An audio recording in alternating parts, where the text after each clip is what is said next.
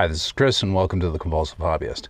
This channel is about my hobbies and there are a bunch of them. So if the focus of the channel jumps around from time to time, apologies, but that's just kind of how my life works. And the channel is really just kind of trying to keep up with that. So for those of you who came here recently for the moto content, definitely more of that coming right up. But this is something a little bit different. This was actually meant to be a winter project. It was something I was supposed to get done before the weather turned into this.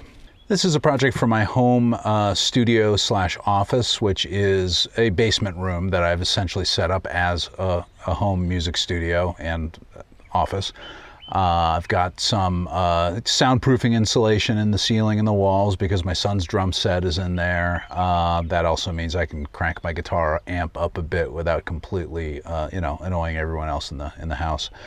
But what I'm lacking in there are acoustic treatments. And I had gotten the idea from the AVSForum to create some acoustic panels using, in this case, album art or various music art, which I had custom printed up. I'll go into that process later on, but I had them custom printed up and delivered over the winter, and now I'm at the step of creating some frames and assembling them with some acoustic insulation, which will basically reduce echoes and just sort of the echoey sort of ringing effect when loud music is played in the room.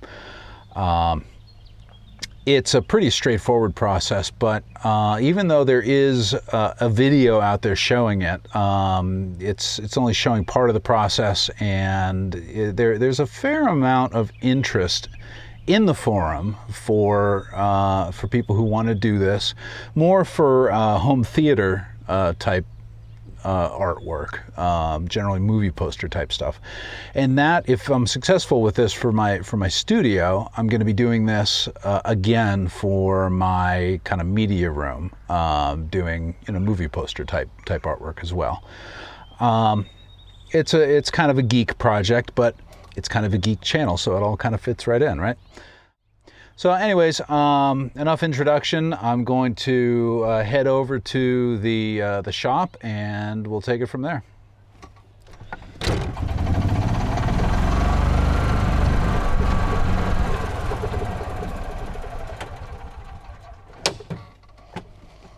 Here we are.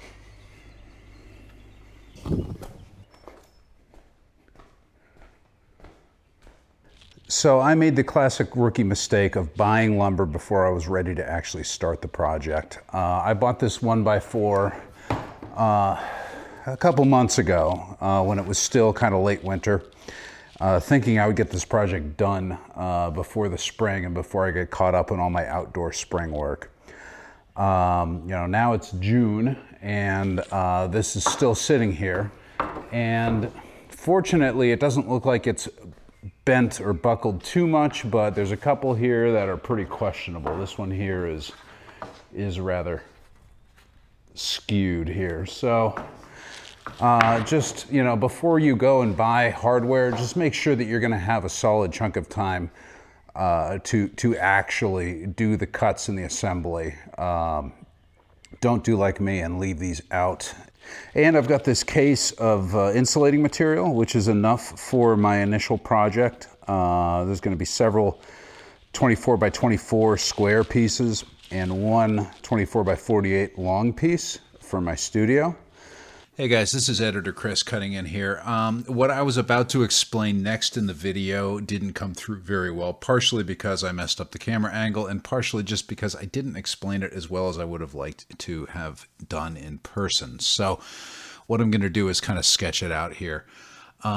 What this square represents is, so each little square here is supposed to be a quarter inch, 1/4 by 1/4. So 4 to 1 inch, so that would be 1 square inch. So this whole area here is a 24 by 24 square, which represents the piece of insulation that will be inserted into the frame once the frames are completed. And each of those sheets of insulation that you saw in that case are 24 by 48. So I'll be cutting each of those in half, and then it will be going into the frame.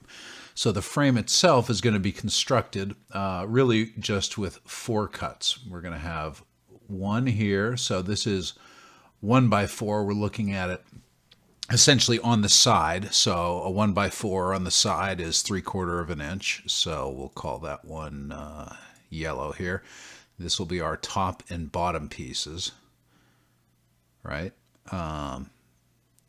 So those are going to be cut at 24 inches, 2 feet. Then we're going to have 2 side pieces, and these are going to be a little bit longer. So they are going to be 24 plus on each end. We're going to have another 3/4 and another 3/4, so that'll be 25.5 inches for the 2 long pieces. And of course, this is just a sketch. It's not completely to scale. These don't look to be completely square, but you get the idea. So we're going to have, for each of these approximately 2 foot by 2 foot panels, we're going to have 2 24-inch cuts and 2 25.5 inch cuts. What you'll see me do in this video is simply, I'm just going to do straight cuts on the table saw. Then I'm going to, without using any sort of corner jig, I'm just going to hand align them and use the brad nailer to throw 3 nails in like this. So, so they're going to be held together with nails that are going to run through like that, top and bottom. And then when it's being hung on the wall, it's going to be hung from this top piece. So these nails will hold it together. I'm really not worried about this thing coming loose. They are quite sturdy when they're assembled. And the advantage of using a brad nailer, as you'll see a little bit farther ahead in the video, is it's really quick, it's really easy. You just need to be careful. Anyways, that's it for my quick little overview. Back to me in the shop in action.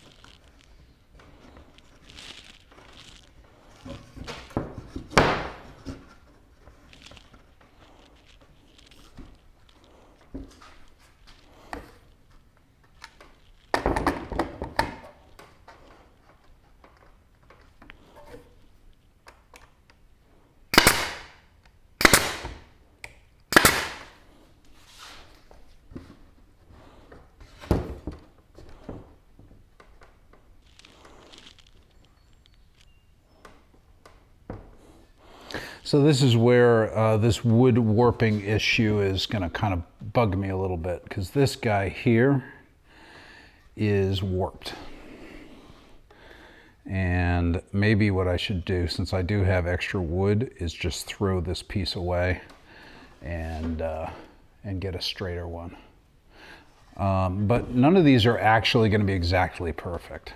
And I'm not aiming at exact perfection. So I think what I'm going to do here,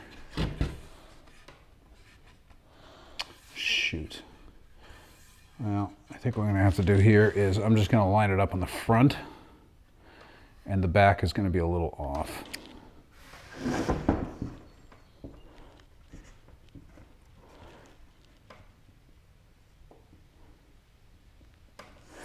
Yeah, that's what I'm going to do.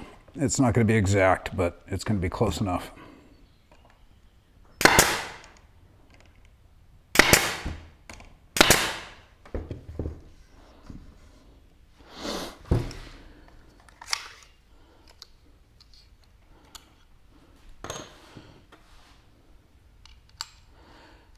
And I'm going to put the shorter nails in and do my, probably unnecessary, but just for fun,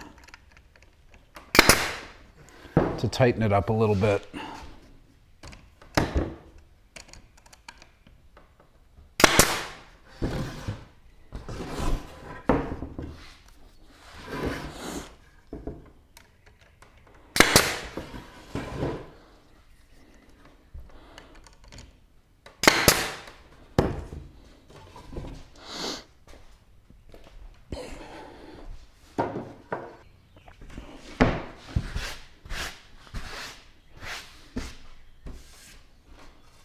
Okay, so for the big one, this one's going to be 48 inches, which is the end-to-end length of these guys.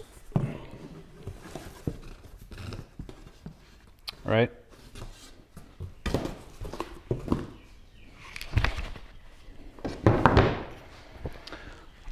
Lost my hat. Gotta find another filming rig here.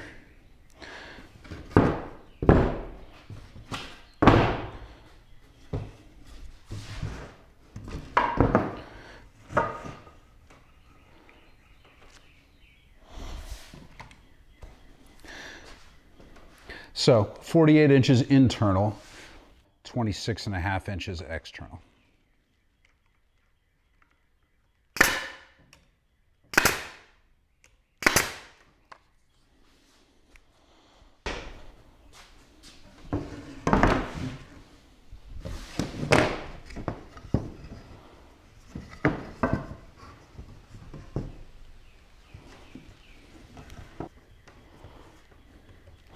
And a little bit of warping again in the wood. So I'm just going to have to do the best I can to keep the front end of it nice and aligned. The back end is going to be a little imperfect, but I can live with that.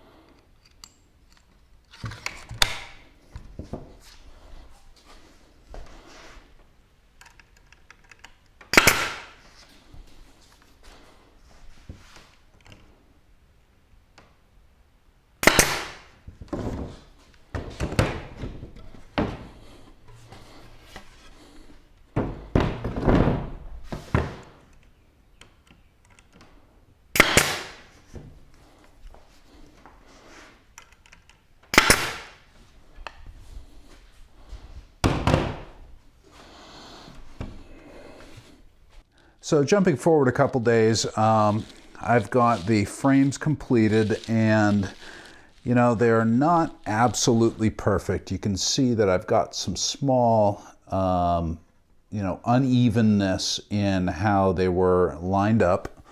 And then one of those ones where I was talking about we had warped wood, I'll show you that in more detail here. If I flip around to the top back, or what will be the top and the back, you can see that this piece here, I think this is the one that I was showing in the video, is actually quite warped. In hindsight, I really shouldn't have used this piece. I should have just scrapped it and gotten a straighter piece. But it's a good example of what you can get away with, that it doesn't have to be absolutely perfect, because if you can envision, this will be the top and the back of the piece. So when it's hanging on the wall, it's going to be not in this room, but you know, it's going to be up there. You're not going to see that, and it's going to be covered by cloth. So you're just going to have to be careful to have the straightest cuts of wood as you possibly can. So I learned a few things in building my first round of frames. You know, it didn't go absolutely perfect, but I'm confident that, you know, these are going to work fine for what I'm going to use them for. And really for the second round, which is going to be building out the big frames for my entertainment room with the 2x4 movie theater posters, you know, those are the ones that I really want to have, you know, straight and flush. So I'm happy that I've learned what I have through this phase. And as I do with my other videos, I really try to kind of pass that on to you. If I make a mistake, you know, I share it, because, you know, I'm assuming that you guys, if you're watching this, probably aren't already experts in building these. But if you are, and if you've noticed some things that I could have done better, please, by all means, share them below, because I'll learn from your experience and hopefully other people will learn from mine. Next video, of course, will be the installation of the fabric onto the frames. As you can see, my wife and I have done a couple of tests, and so far I'm happy with the results. My wife is a amateur upholsterer and has a lot more experience working with fabric than I do. So I'm fortunate to have her experience on that. It saved me quite a lot of swearing. But really, the process she went through to install these is pretty straightforward, and I'll be showing all that to you in the next video. So I hope to see you all there, and remember, we're all learning. Bye now.